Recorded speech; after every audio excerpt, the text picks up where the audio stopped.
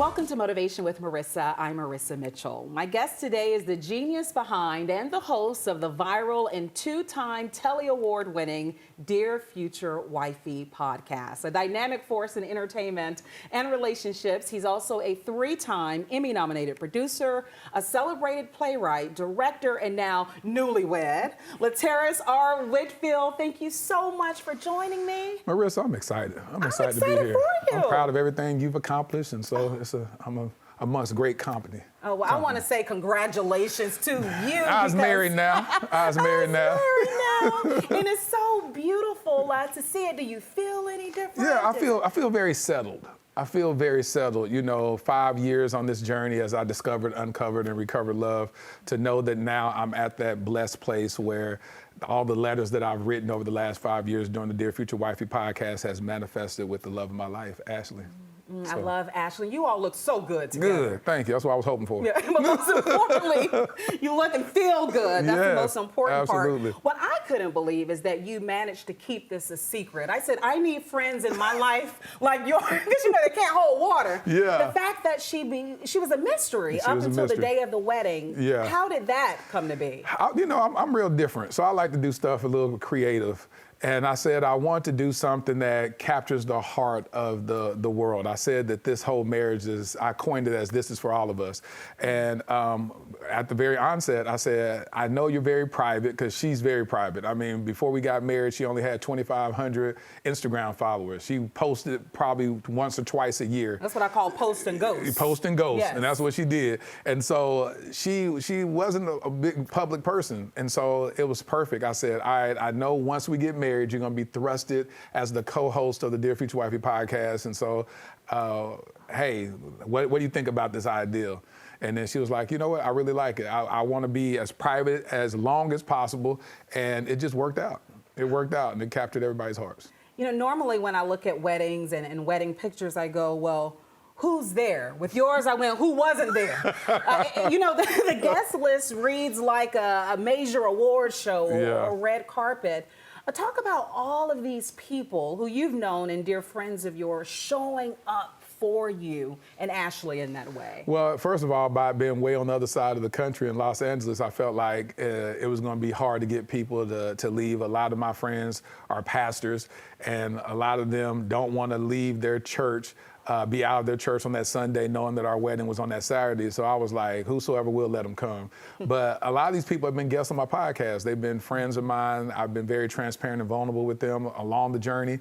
And so they said that they wouldn't miss it for the world. And so to have them show up in such a big way really touched my heart. So you doing the vows, that was my favorite part, my most memorable part. I was crying too. What was most memorable for you? For her to say, no matter what season I'm in my life, that she will always be there. You know, with men, we're raised to be providers and protectors. And so as a provider, we're always inundated with the ideology that we got to make sure we're paying the bills, keep the roof over a woman's head. And to know that I'm marrying someone whose vow is saying, no matter what we go through financially, I'm gonna still be there for you through whatever season. You know, we say that for rich or for poor, and we repeat it, but for her to write it from the script of her heart really touched me. How did you two meet? I met her doing the podcast at Warren Campbell and Erica Campbell's church, Cali Worship, the same place that we got married. I met her 2 years ago on November the 26th of 2023. And what time? It was at approximately 1:22 when I grabbed her hand. And so I met her after we did the podcast, and she came up to me. She said, you know what? I had a couple of my friends that's been on your podcast. I love your podcast.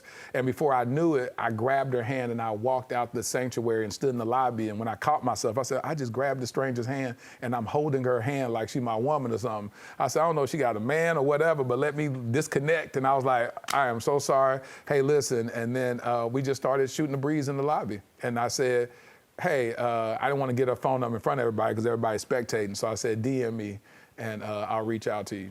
And at first she was like, I ain't gonna DM you. You might say it's all these women. You can slide in mine, but I'm not. Right. But I didn't know her name, so I was like, hey, DM me. And so I waited with bated breath, saying, hold on. I kept checking my DMs. Has she DM'd me yet?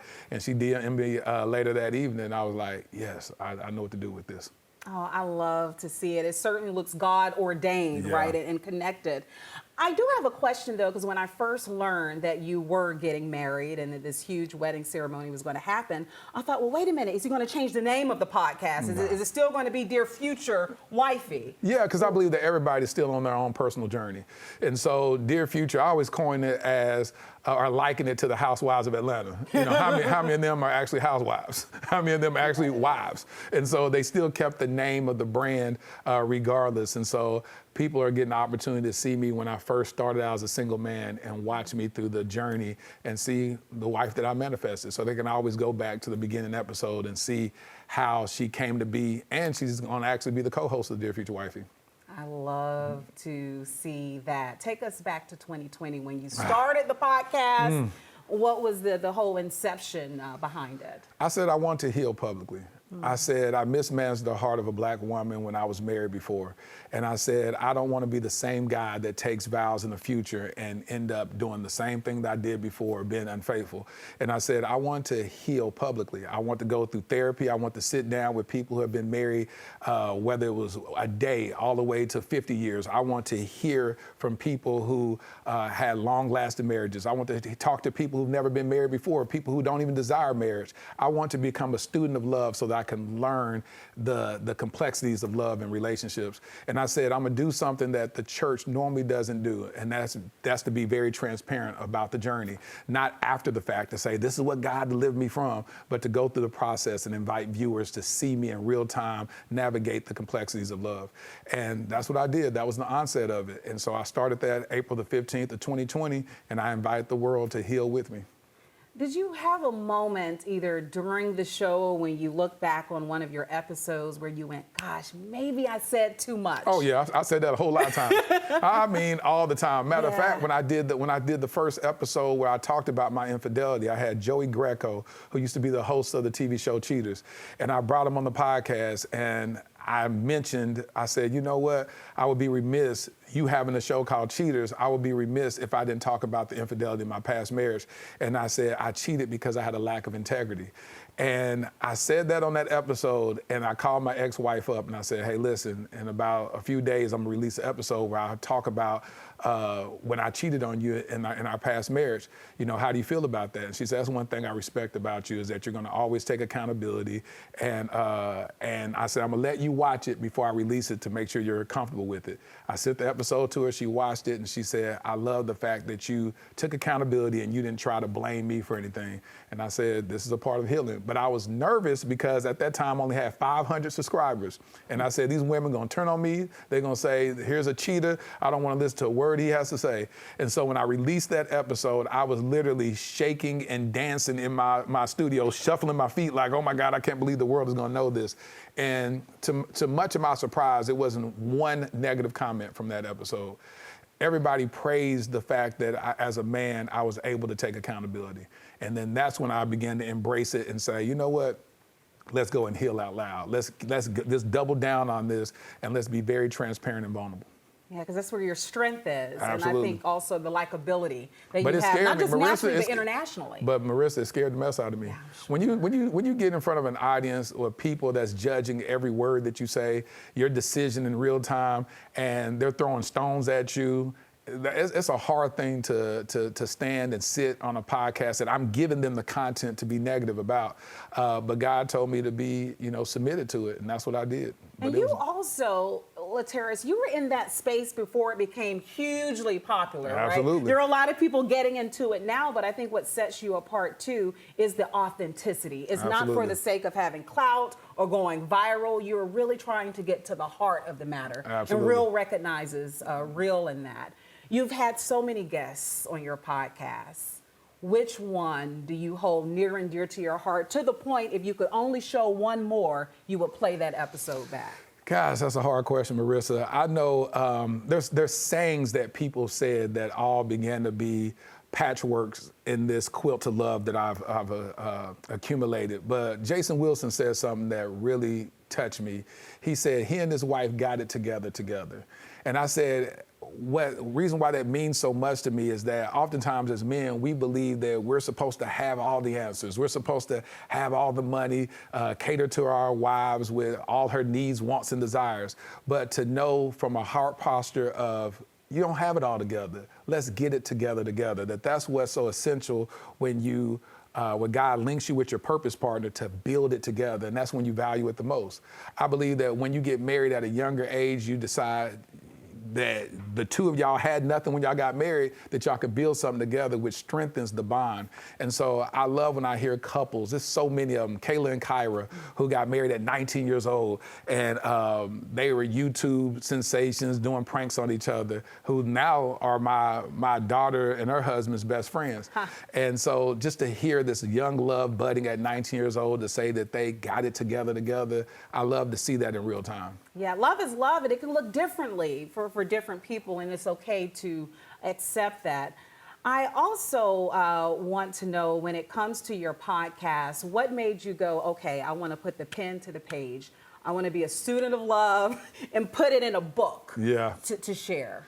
I felt like people needed, I get so many DMs, Marissa, people saying, how do I get love? How do I show up? How do I show up on my first date? I have married couples come to me telling me their deepest, darkest secrets, where I'll say, hey, I'm gonna send you a Zoom link, let's work through this. I believe that there's something here, don't abandon this relationship just yet. I did so much work behind the scenes just dealing with couples, singles, and I said, what better way to package it in something that people could take along with them on their relationship journey and flip pages and learn. And in the process of me writing it, it was certain things that began to be healed with me. When I was recording the audiobook, I was reading stuff. I wrote this book while I was single, and while I was recording the audiobook, I said, I'm engaged to a woman, and I realized some of my own blind spots that I could use what I talk about in the book to help me. Man, let me tell you something. I was one of those type of people that I don't like to be told I'm wrong about nothing. You know what I'm saying? It's like, don't tell me I'm wrong. That bothers me. And so I recognized in my relationship how defensive I would become. And I said, hold on. While I'm in the studio recording with this sound engineer, they're telling me when to take retakes, and I'm not taking it personally.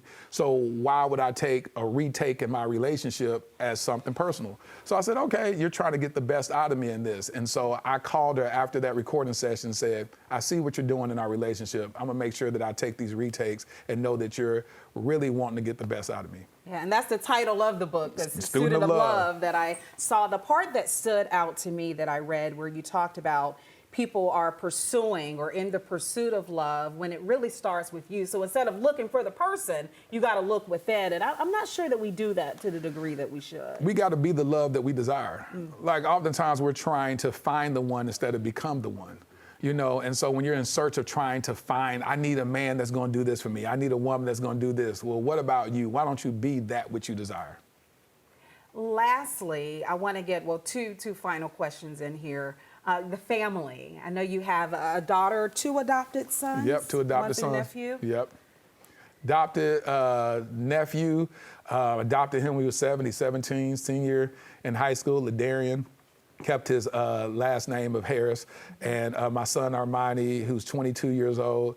And my biological daughter, who just made me a grandfather, August the 15th, to Claire. Yeah, her and her husband made me a grandfather. I'm so excited. So I have a granddaughter. So you don't look old enough to have kids that age. I'm sitting here going, now when did he get started? That's the story. I started when I was 18. Amen. Started when I was 17. My child was born my senior in high school. I'm 47 years old. Oh, yeah. I'm looking for 47. Yeah, 47. It's over there somewhere. Yeah, I you know. Well, finally, it's the holiday season, and I know you have so many notes and advice, recommendations in your book. Speak to the people who are finding it hard. I mean, this is the season where you want that +1, you want the jammies on Instagram matching and everything else, but you certainly want partnership and companionship. Speak to the person who's having a hard time not having that just yet.